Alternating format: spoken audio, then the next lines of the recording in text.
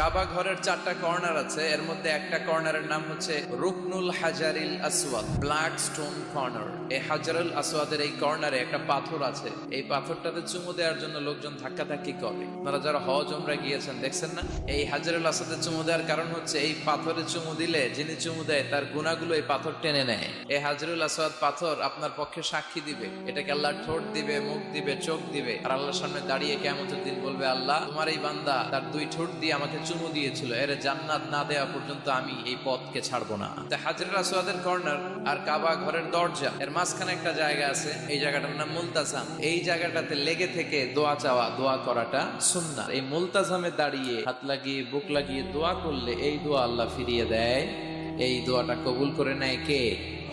সাহাবারা এটা করতেন। কিন্তু এই মুলতাজামে তো সহজে জায়গা পাওয়া যায় না, লক্ষ লক্ষ হাজী সাহেব মুতামিরুন উমরাকারীরা ধাক্কাধাক্কি করে ওই জায়গায়। তো এক ইমাম সাহেব সে অনেক ধাক্কাধাক্কি করে যুদ্ধ করে মুলতাজামে হাত লাগানোর সুযোগ পেয়েছে।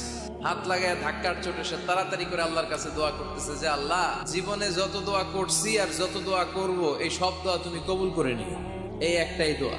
He work smart, say smartly কাজ করেছে। ইট ডাজন্ট ওয়ার্ক হার্ড, সে কষ্ট করে ওদিকে ধাক্কাধাক্কির মধ্যে, আল্লাহ আমার গাড়ি দাও, বাড়ি দাও, নারী দাও, এটা লাগবে ওটা লাগবে, আমার অসুস্থতা, আমার শাশুড়ি অসুস্থ, আমার আম্মা অসুস্থ, এরে ভালো করো, এরে সম্পদ দাও, এর দারিদ্রতা বিমোচন করো। এত কিছু এখানে করার সুযোগ নাই, ওইখানে ধাক্কাধাক্কি, ওখানে যুদ্ধ।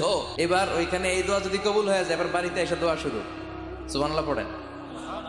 এজন্য মুমিনরা they don't work hard, they work smart. তারা মেধাকে কাজে লাগায়, ঝুপ বুঝে কোপ মারে।